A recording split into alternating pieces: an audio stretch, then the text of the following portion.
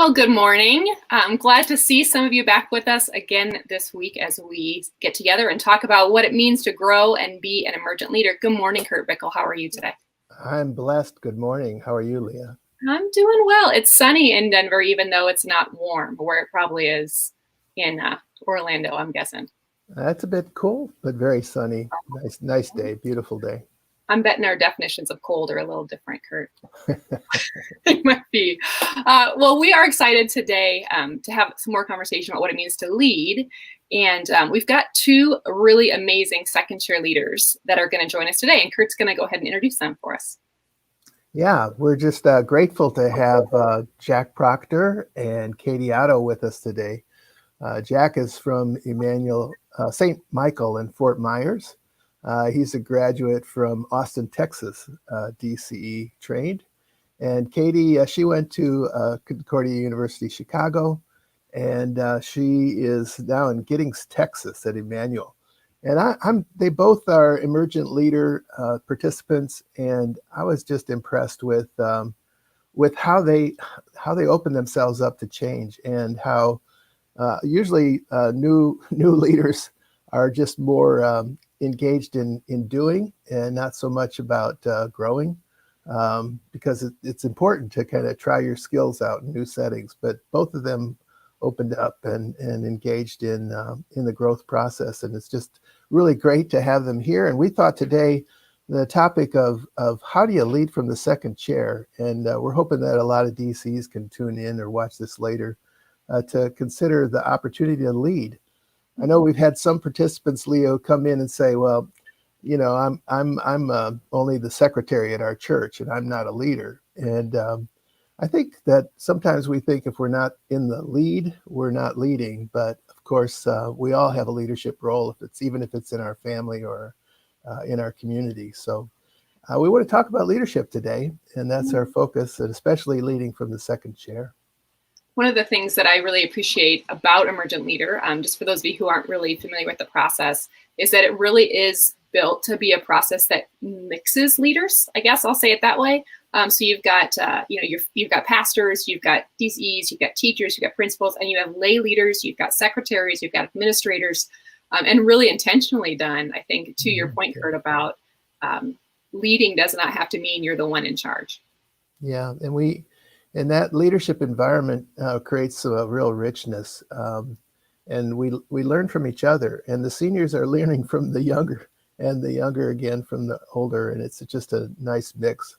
And probably the best thing is when lay people and professional workers are together. The conversations really are open up some different sense of how they see the system. Yeah. Anyway. Well, to that point, I would love to hear from you, Katie and Jack, about what your experience was with Emergent Leader. Not so much specifically, here's my two big takeaways maybe, but as you've kind of led past that, Katie, I think has it been 4 years since you were an Emergent Leader-ish? 3? Somewhere in there. I think almost 4. I think 2017 is when Yeah, Katie was in my cohort, so I got to know Katie then. But I'm wondering, as you look back over these last few years and you think about the things you learned then as you were growing and gaining knowledge, I'd love to hear your answer to one of our favorite questions, which is, what learnings have been most impactful for you as a leader? I'd love to hear from you about that. I think exactly what Kurt had just mentioned, that I definitely had taken that role as a second chair leader and made it more of I'm a doer, and I'm not the person in charge, so I'm here to do for the person that's in charge. And so I had kind of pigeonholed myself into that role and used the term second chair leader to make myself lesser, I guess, in the leadership hierarchy of our church. And so I found myself shrinking into that role rather than being a force in that role, and finding a self and using the voice that I had.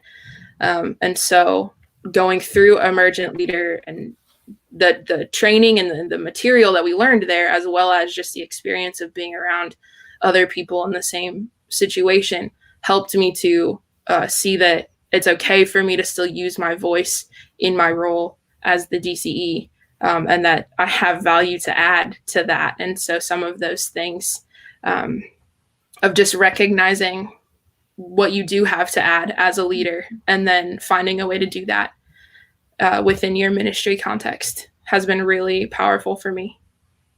Yeah, that's an interesting phrase. You felt like you were shrinking into your leadership role instead of kind of growing out of that. That phrase kind of catches me, as maybe a lot of folks can relate to that, not being sure what that looks like, especially in your early years of ministry.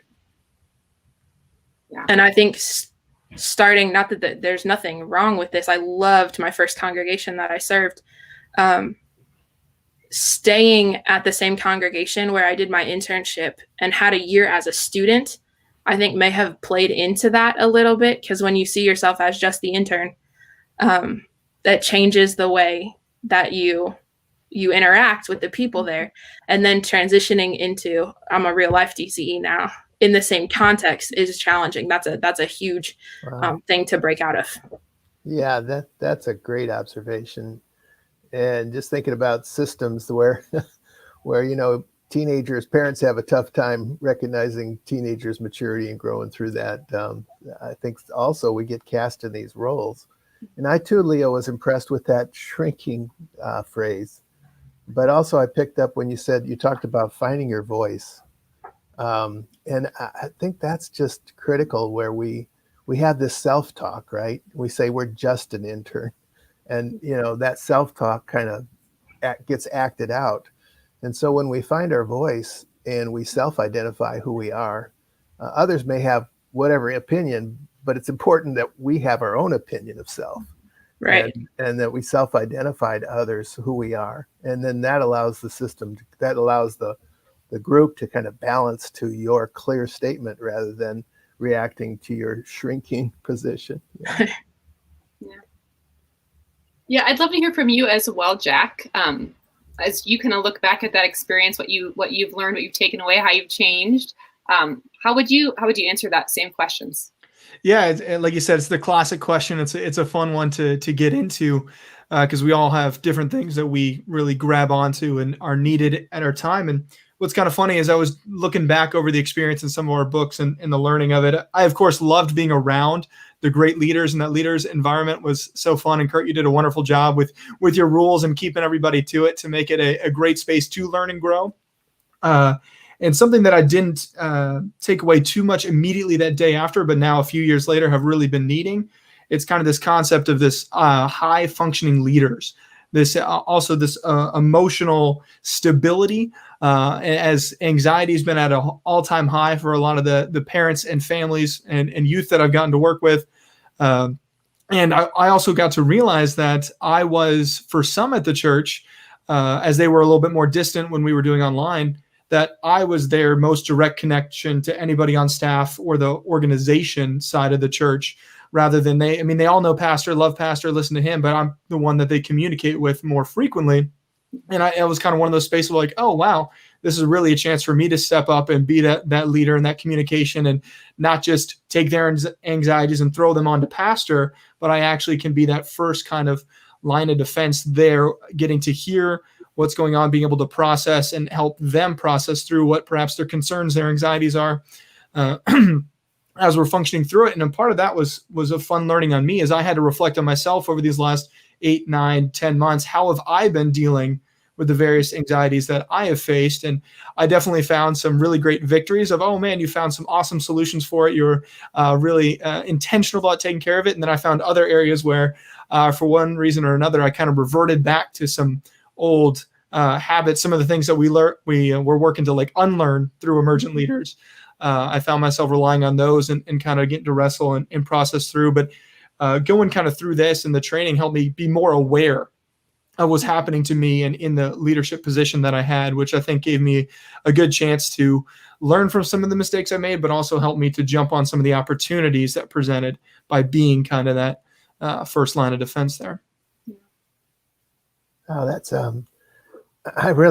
when you talked about the anxiousness in the system, boy, there couldn't be more anxious stuff. and the need for leaders to have what you're describing is the least anxious person in the room, be the least anxious person in the room. we all have our anxieties, and you identified that too. And those emotions come and go. You can't control your feelings, but you can control how you think about them and then what you do about it. And just thank you for that. When you talked about self-reflection, I think leaders need to spend more time self-reflecting so they find that balance or where they're centered and can respond the way you're responding, and to step up and be the voice in your congregation. That's good stuff. I wonder, Jack and Katie, that was for me when I went through Emergent Leader, the hardest part was a lot of, you got to sit and you got to think about it, and you got to be honest with yourself about where you're at, and really dig into those hard places, those anxious places. I didn't like that time, and yet it is the thing that had the greatest impact, and it is the thing, in moments like now, but really moments like every day, that leadership of self, and how that shifts how you experience. Yeah, and Jack, you use the phrase unlearning, and I think Leah, what you're referring to is we don't want to. We say to everybody who comes, you're already leaders and you already have a lot of competencies.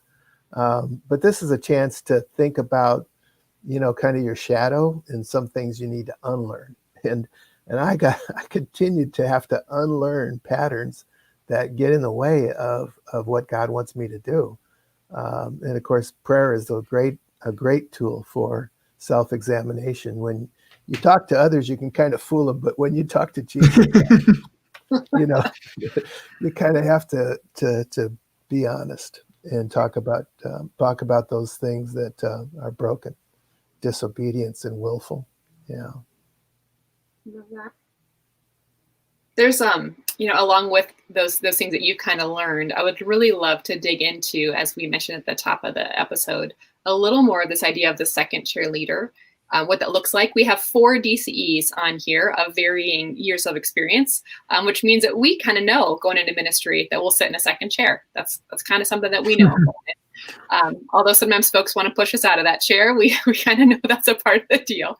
And so I would really love to hear from both you, Jack and Katie. Maybe Jack, let's start with you. I'd love to hear your thoughts on leading from the second chair.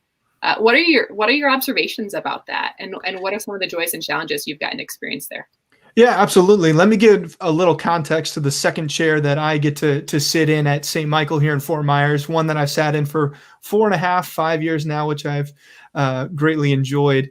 And so we have a church ministry, of course, but also a school ministry that is a good size for our Lutheran schools, which is great. And we have one pastor.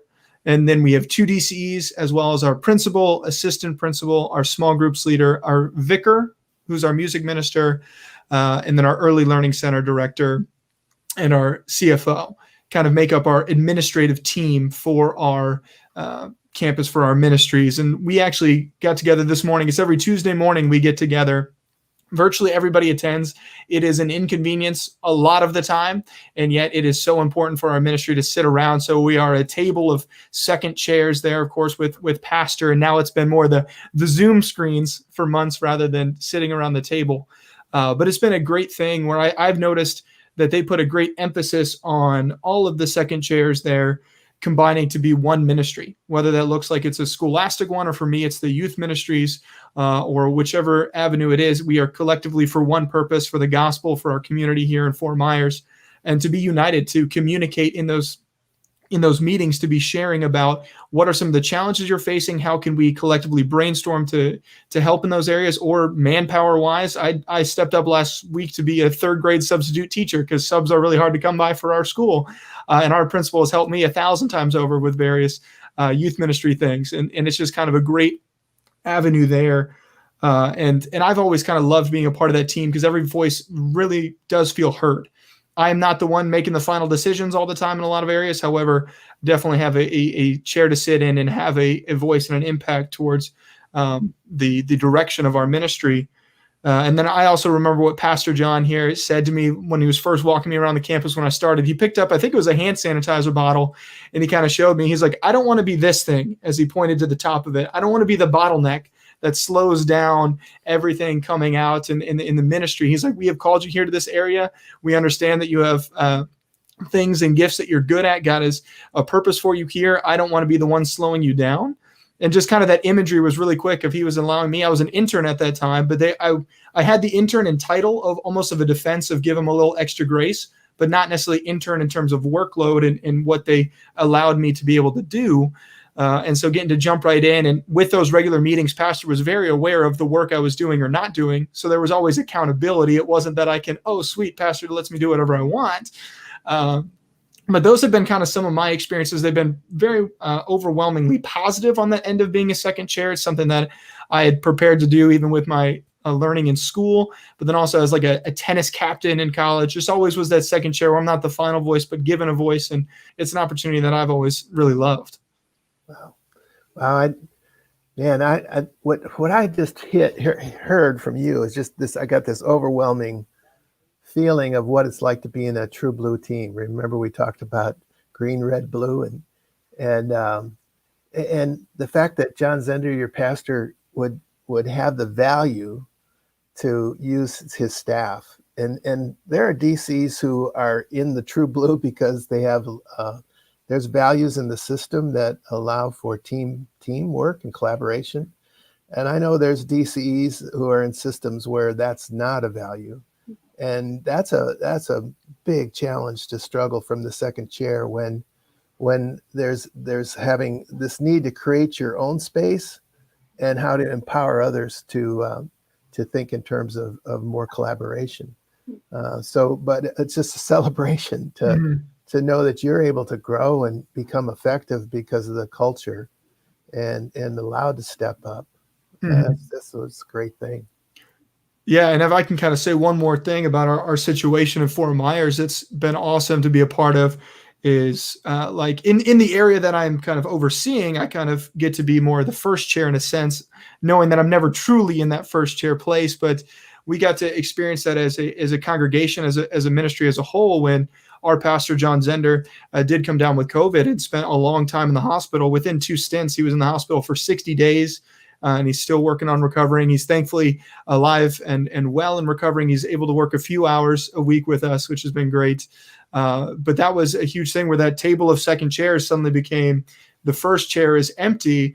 How are we going to? And I think it's a credit to Pastor and his longevity and the team that he set up around him, because he was full on in as we're reaching out to him. He's like, I trust you guys. You know where we're at. You guys go. He didn't want to micromanage. He wasn't trying to make calls, but he entrusted kind of that team to step up and fill in. And while none of us are Pastor John, none of us tried to be, I think you can see over these last months how we've been able to maintain and actually continue growth, even though Pastor hasn't been able to serve in the role that I know he wishes he was able to.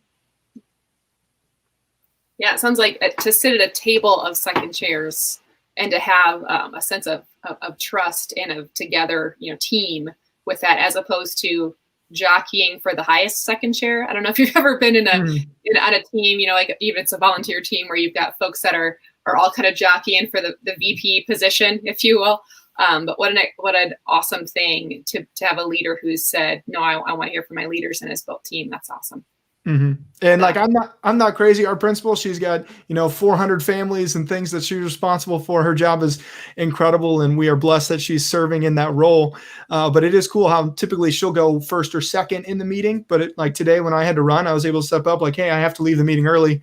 Can I jump in? And everybody's willing to shift and allow that to go. Nobody's defensive over any of that kind of stuff. And it has been a blessing to be a part of that, because you realize I feel like going into that team, being the young guy, not knowing they made it easy for me to kind of empower and encourage and to step into that role. They really pushed me forward, because if I had to fight for that, I am a competitive guy. I am extroverted and stuff, but it definitely would not have been as easy, and it wouldn't have felt as cohesive as a team if it wasn't how they created me. So definitely thankful. Great. Katie, I'd love to hear from you on that same question of your observations about being from the second chair. We all have a different experience. You serve in different teams. I'd love to hear your observations about second chair.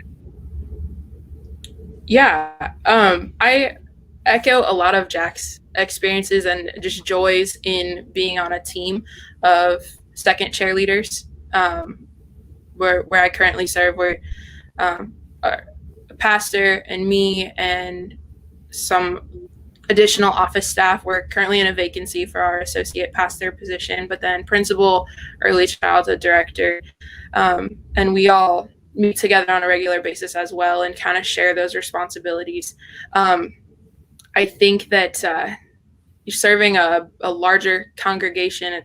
Maybe this happens all over the place. It's actually a larger church here in a smaller community than the church that I served first, which was a little bit smaller church, but in the suburbs of Chicago.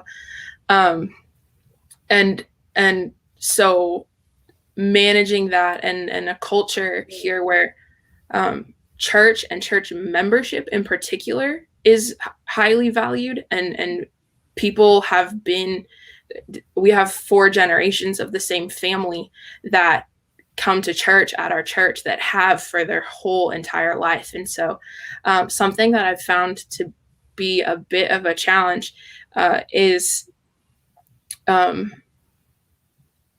people want you to be the first cheerleader when they have something that they want to complain about.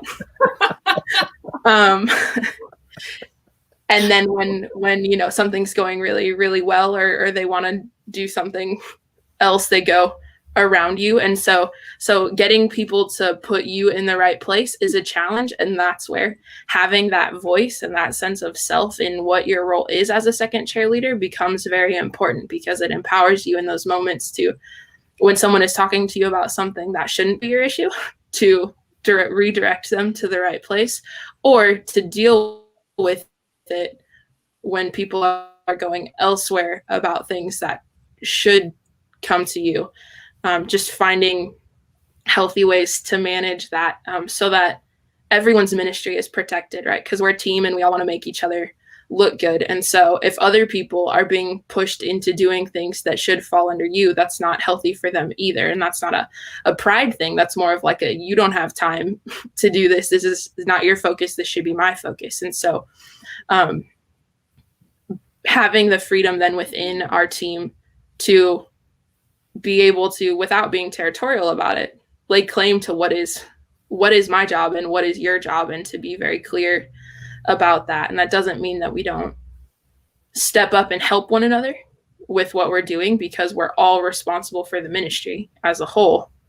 But just being able to, you know, as much as we work as a team, also stay in our lane and encourage our church members to interact with each staff member appropriately. Wow. That is a great insight. And that episode you describe happens to us all. And my dysfunction in that role was I want people to like me. I want to, you know, so I'm have this kind of sense of self-identity is rewarded by people liking me. So if someone would come up to me and ask for help, I tend to overfunction and try to help them, even though it's not in my lane. And what you're describing is just clarity to say, you know, there are other people who do this. I'm respecting them. But also you followed up with self-respect when it is mine, how to stand up and protect your turf. And as you said, it's not an ego thing as much as it is just clarity, and so that the structure works. And there's nothing worse than somebody else solving my problem that I have to fix, or just not knowing what's going on. Yeah, it's a great insight. And teammates get frustrated if they feel like they're picking up someone else's work, and then you get even more breakdown. So you have to be able to claim what's yours so that your teammates are protected in what they do too. Yeah. Well, and that goes back to also to structure and how important it is to be structured in a way that your team has this collaborative piece, but it also knows, like you said, the lanes, so that there's clarity, because the ambiguity of who does what really can mess things up. And if a team is clear about having those conversations about who does what, and not just the main job description, but all the stuff that falls in the cracks, you know, Right. all the stuff that's really not defined, but end up in somebody's lap. Yeah, it's a really helpful piece. You know, Leah, there's also there's a book, obviously, Leading from the Second Chair, and I reached out. Actually, Jim Anderson reached out to me. He's a 47 years in DC ministry. He's also was awarded Master DCE, and I just really value his input. And he responded too and shared about how that book, Leading from the Second Chair, was really, really helpful. And here's a quote that he shared: broaden my understanding of the role and defining the levels I have in ministry, as well as how to use systems thinking. The book talks about these paradoxes and the framework for interrelationships and the patterns of change. And so there's this a really good systems thinking, and we teach that also in Emergent Leader, and how these paradoxes that you live in with Second Chair. And I think you find that book is a great resource. And in fact, both of you have that book, so it's like we jokingly mentioned it earlier, and both Jack and Katie just held it up. Like, wow. This is what it looks like to be the kind of leader who's constantly growing and looking at Kindle. Oh gosh. But if I could, I was reminded by what Katie was sharing of. Actually, I shared a ton of joys, but I was remembering a challenge that I actually faced with this idea of second chair leadership. Because when I came on, we had a DCE here. She's still here. Lori Schwann is phenomenal. She had been doing youth ministry at our church for nearly 20 years. And then she's still a second chair, just a different second chair. And they brought someone in to kind of do that. And I took over the kind of youth ministry chair. And the challenge was not with her. I mean, a little bit of, she remembered how she used to do it and structured things. And now my structure was a little different. And so she was learning to let go and build me up. But also just from the congregation and those that are so used to Lori and her communication styles and would be reaching out to her, or when they'd be like contacting me, they would also CC her, really kind of putting her in that first chair above me. And that's not how the structure was. And she did a great job of being like, no, that if you came to me with a question, you need to go to Jack. He's the one that handles that. Even if she knew the answer, was willing to pass it along to me. And that was something that I initially kind of struggled with, grabbing those reins, because I was like, well, Lori, if you know it, like, you can share it, go for it, no big deal. And she kind of helped me learn a little bit of, actually, no, we need everybody to shift faster and understand how things are kind of shifting and growing. And that was a challenge for me to kind of, because I would see her and be like, you're so good at this, why would I want to stop you from doing it? And she's like, you're not stopping me, but actually you're growing, you're taking this over, and it's going to look a little different, and that's okay. And that was kind of a unique experience that I had with it, and that transition of chairs. Yeah. And systems kind of get lined up and they start moving and they do not like change. And when you're proposing a different style, a different presence, a different leadership, it pushes back. It pushes back hard sometimes.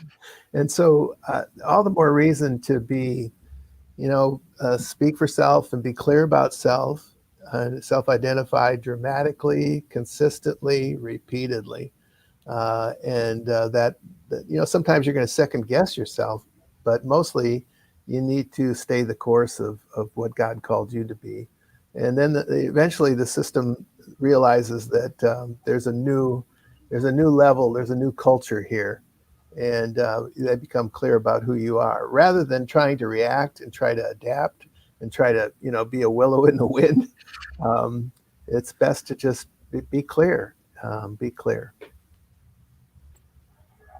Yeah, I'm resonating a bit with what Jim said. You kind of pointed to it, Kurt, about that level of influence piece of the second chair, and how sometimes it's not even about role definition. Sometimes it's just about how can you influence the system that you're in. Maybe you can't change it. Maybe you can't go like rip up the documents for how your church is organized. But where do you get to influence, and what do you care about influencing? Like how do you want to use that influence? You have, so much of it. How are you going to use it? What matters enough? And I'm struck by that, as well as I think about the systems that we serve in. Yeah. We talk about this kind of a radical thing that no matter what, the problem is me. And in truth, that maybe there's problems out there, but if I believe that the problems are outside of me, then I always become reactive, and the posture I take is usually negative. But if I recognize that no matter what, that problem is me, then I'm talking about how I can make a difference, how I can influence it, how I can make choices. And sometimes we have to make a choice to get out of Dodge. I was in a situation where it was so dysfunctional. And I was self-identifying, self-clarifying, and I thought I was trying to be more clear about who I was. And it just became clearer and clearer that the system was toxic enough that if I stayed, it would start impacting me. And so it was time to move on. Time to move on. And that's no matter what the problem is me. So where's my choice in terms of how I behave, and how I keep it control within myself, because that's the only level of control you have. You can't control the outside, but you can influence, as you're saying, Leah. You can have an influence even from the second chair. Mm-hmm. We're not hearing you, Leah. I thought I unmuted myself. Sorry about that. We have just a couple of minutes left with our kind of our webinar this morning. And so I'd love to hear, Jack and Katie, from you, maybe some thoughts about, tell us as our younger leaders who have some things to teach us, I think for sure. I'd love to hear where you guys are continuing to seek growth as a leader. What things are you doing to keep growing?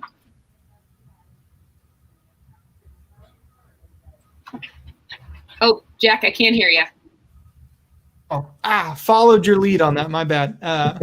So one of the things that I've been working on doing, like in my personal life, is I'm preparing to be a father. My wife, our baby, is due here in March, and we are overjoyed at that. And so a lot of that is growing as a leader. How not only like my whole personal life is going to be changed, but that means my professional life will be impacted as well. With youth ministry, random trips, nights, various things, and so I've been really trying to grow in those areas to prepare myself as best as I can. I know I can't be perfect.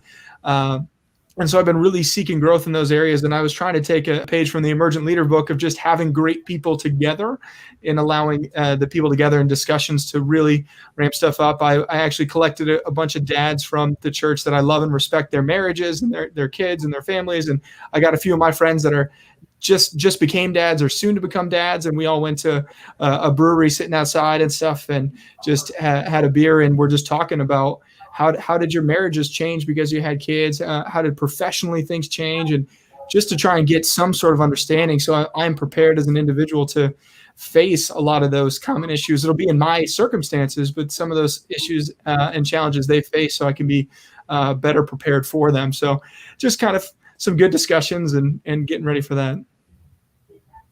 Thanks. How about you, Katie? Where are you growth these days? I have been actually doing a lot of like digging back through old stuff from Concordia, stuff from Emergent Leader, other experiences I've already had.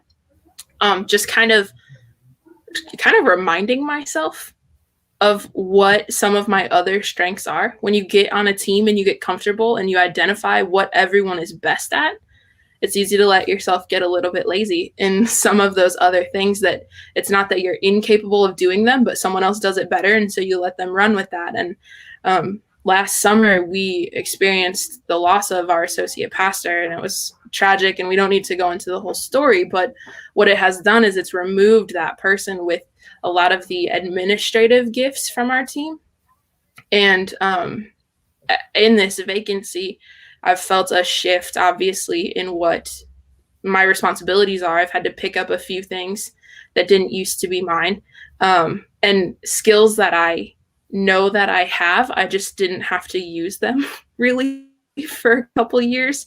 And so just kind of like going back through the materials that I already have, the things that first developed those skills, and reminding myself that, no, I can do these things too. Chris was really good at it, and so I didn't. But and then preparing myself too for that shift back whenever we fill this vacancy. Like, our roles tend to be very fluid in our congregation because sometimes we're in this situation, and like Jack was when his pastor was in the hospital, we're called to step up a little bit more than what's typically expected of us.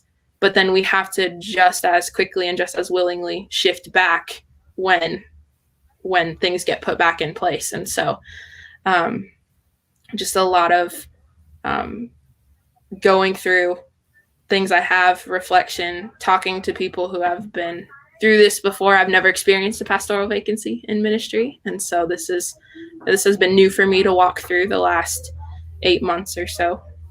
So that's kind of where I'm at.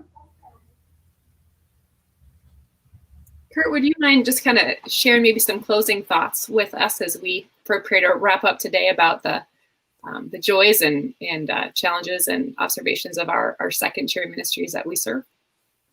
Well, I think my first feeling and observation is just gratitude for young leaders. And I think sometimes I get pretty despondent about church and the lack of leadership. And it's just so encouraging to hear from leaders, young leaders especially, who have great insight and are on the path to continue to develop and grow. We sometimes talk about how much growth we need. And when we do that, we kind of compare ourselves to each other. It's like, well, I'm growing better, but the scriptures are pretty clear. We are to grow to the full stature of Jesus Christ. And, that comparison helps me to shrink back to reality about how much growth I need. And that path will not be fully realized until I'm in heaven. And I'm with the Lord. So just thankful for these two ministers in our church and ministers in his church. And Leah, also for your facilitation today. Just love the conversation. Look forward to the next one. Maybe we'll have a variety of different ages of pastors to talk to, and have a chance to talk about leadership. And also, just when you asked about continuing growth, Emergent Leader is just one of so many great programs out there, and any intentional growth is important. And so look around, see where there are resources, and see if you can connect to continue to sharpen the saw, so that when you're working in the forest, the trees keep falling. Sometimes we just have to stop and sharpen our tools. But thanks again. And also, Leah, I just can't help but think about our country, and as we approach the inauguration, and just keep praying for harmony, healing, and hope, and ask that the Lord continue to allow Christians to step up and be good citizens. Right now, with Christianity being seen as the zealots who are approaching a much radical perspective, it's important for Christians to step up and talk about our citizenship and what Jesus says about the right and left kingdom of government and the church. Amen to that. Well, thanks again, everyone, for joining us today. We will be back with another one of these conversations in about a month, and we'll be in touch. Take care.